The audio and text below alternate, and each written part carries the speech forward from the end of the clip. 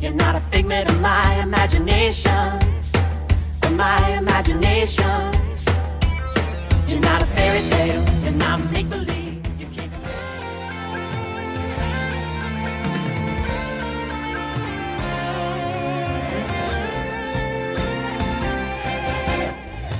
난 평범하지 않아 특별한 하나님 작품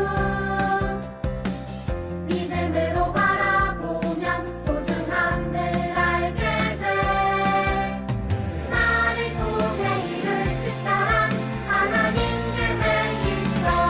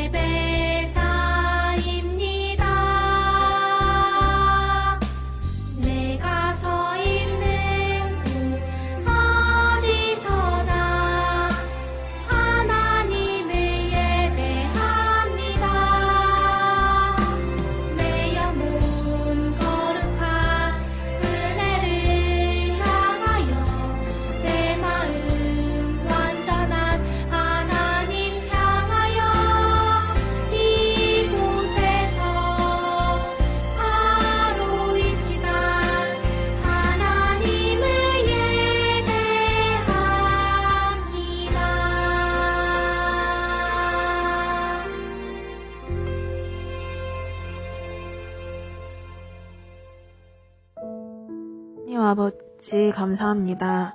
이렇게 우리 아이들 가정에서 온라인으로 예배드릴 수 있도록 인도해 주신 것을 믿고 감사합니다.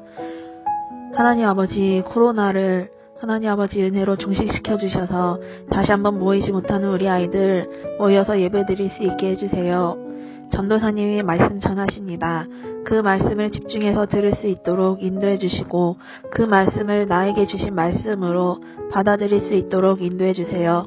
예수님의 이름으로 기도드렸습니다. 아멘. 여러분 안녕. 전도사님이 입은 이 노란색 옷처럼 예쁜 개나리가 피고 여러 식물들이 자라는 따뜻한 봄이 되었어요. 아름다운 세상을 창조하신 하나님께 감사하며 오늘도 기쁜 마음으로 예배 드려봅시다. 짜잔! 이게 어떤 표정일까요? 1번 표정은 어떨 때 짓나요? 맞아요. 기분 좋은 일 있을 때 짓는 웃는 표정이에요. 2번 표정은 어떨 때 짓는 표정인가요? 맞아요. 슬픈 일이 있을 때 짓는 우는 표정이에요. 전도사님이 몇 가지 상황을 이야기해 볼게요. 각 상황에 맞는 표정이 무엇일지 한번 생각해 봅시다. 첫 번째는 만약에 우리 친구들이 시험에서 100점을 맞으면 어떤 표정이 질 것 같나요? 그래요. 1번 표정처럼 기쁠 때 짓는 웃는 표정을 짓겠죠? 두 번째는 만약 집에서 키우던 강아지가 많이 아프면 어떤 표정을 지을 것 같나요? 그래요. 2번처럼 슬플 때 짓는 우는 표정을 짓게 될 거예요. 이것처럼 사람은 좋은 일을 경험하기도 하고 나쁜 일을 경험하기도 해요. 저번 주에 배웠던 요셉도 좋은 일과 나쁜 일을 두루두루 경험했어요. 특히 오늘은 요셉에게 아주 특별한 일이 일어난다고 해요. 어떠한 일일지 궁금하죠? 다 같이 말씀 속으로 들어가 봅시다. 말씀의 제목을 함께 읽어볼까요? 요셉의 꿈이 이루어졌어요. 오늘 읽을 말씀은 창세기 45장 4절과 5절 말씀이에요. 우리 한 목소리로 읽어봅시다. 요셉이 형들에게 말했습니다. 이리 가까이 오세요. 그러자 형들이 요셉에게 가까이 갔습니다. 요셉이 형들에게 말했습니다. 내가 여러분의 동생 요셉입니다. 형님들이 이집트의 노예로 팔았던 바로 그 요셉이란 말이에요. 하지만 이제는 염려하지 마세요. 저를 이곳에 판 일로 마음 아파하지 마세요. 하나님께서 저를 형님들보다 먼저 이곳으로 보내셔서 사람들의 생명을 구하게 하신 것이니까요. 아멘.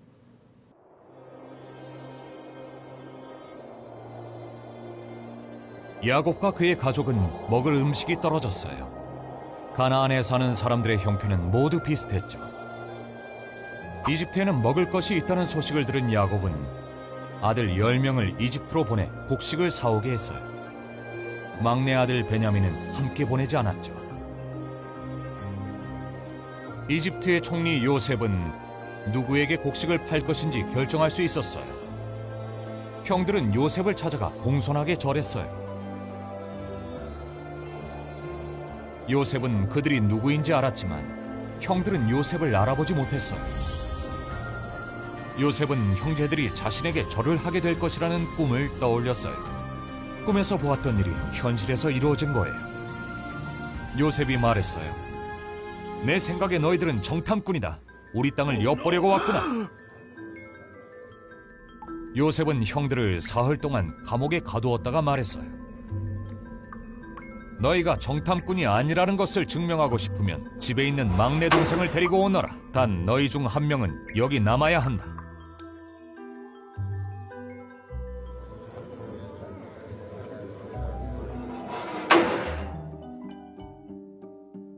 형들은 곡식을 가지고 집으로 돌아갔고 그중 한 명만 이집트에 남았죠.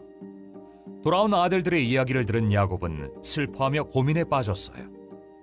막내를 데려가지 말아라. 요셉도 죽었는데 아들을 더 잃을 수는 없다.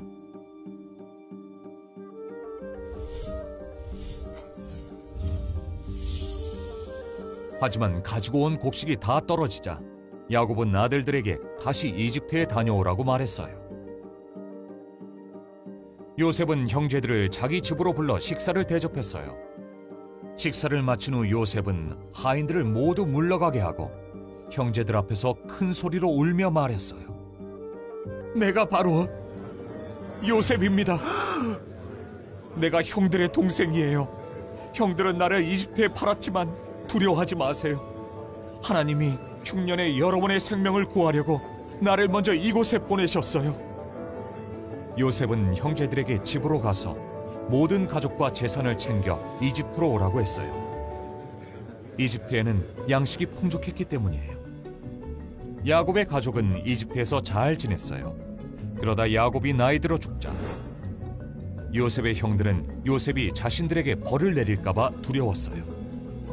하지만 요셉은 형들은 나를 해치려고 했지만 하나님은 악을 선으로 바꾸셨습니다 라고 말했어요.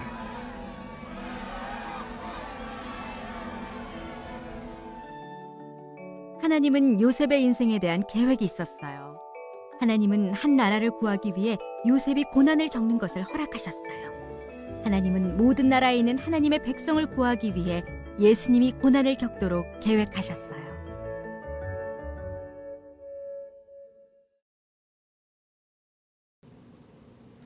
하나님은 요셉을 남은 자로 삼으시기 위해 이집트로 보내셨어요.